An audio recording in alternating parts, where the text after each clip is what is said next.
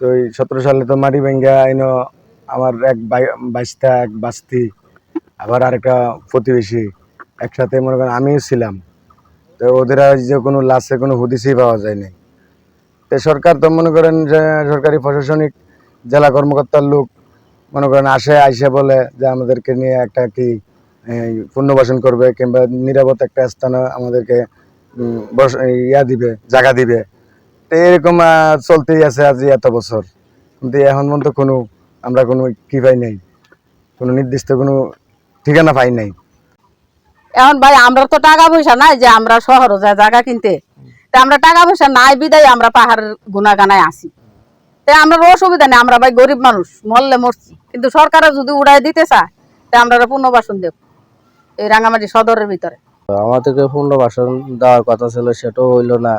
বর্ষাকাল আসলে আমাদেরকে সবাইকে দৌড়ে উঠে মাঠের উপরে আসলে ওখানে কোনো ঠিক ঠিকানা নাই, মানুষের কষ্ট হচ্ছে। এখন তো আমরা না পারতে থাকি আর কি এই এলাকায়।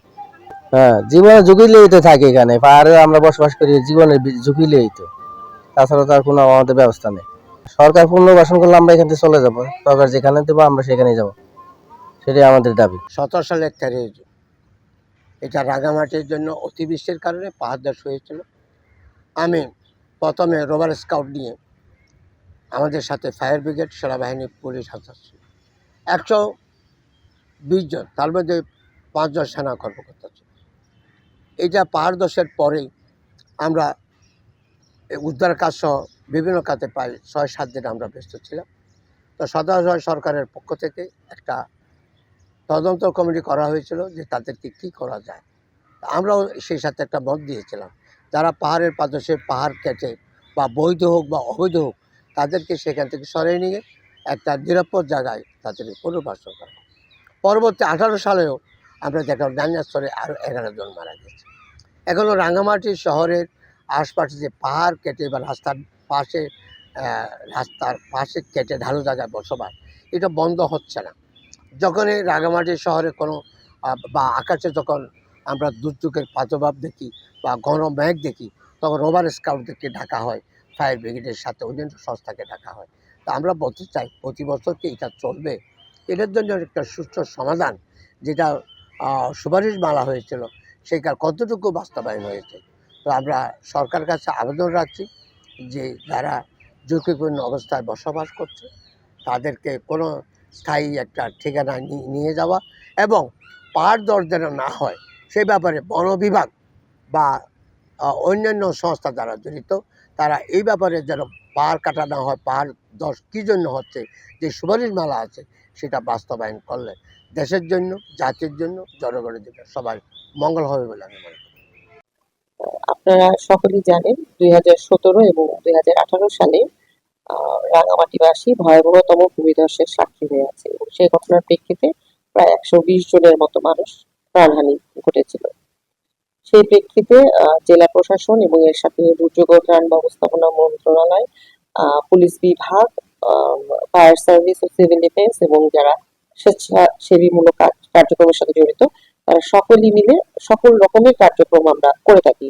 এবং ইতিমধ্যে আমরা দেখেছি 2 ফেজে টানা কিছু বৃষ্টি হয়ে গেছে এবং তাৎক্ষণিকভাবে আমরা মাইকিং করেছি এবং যেগুলো পাহাড়ের ঢালে যে সকল লোকজন বসতি স্থাপন করেছে তাদেরকে নিরাপদ স্থানে চলে যাওয়ার জন্য অনুরোধ করেছি।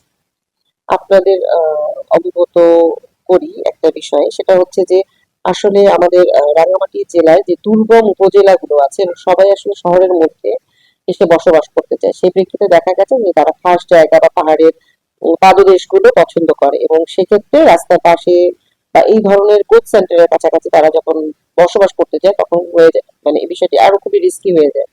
ইতিমধ্যে আমরা মাইকিং করেছি এবং তাদেরকে জনসচেতনতামূলক কার্যক্রমের আওতায় এনেছি এবং একাধিকবার তাদেরকে বলেছি যে ঠিক যে জায়গাগুলো আমাদের ঝুঁকিপূর্ণ, পাহাড় ধসে যাওয়ার সম্ভাবনা আছে, সেখানে যেন বসতি স্থাপন না করে নিরাপদ স্থাপনের জায়গায় তাদের বসতি স্থাপন করে।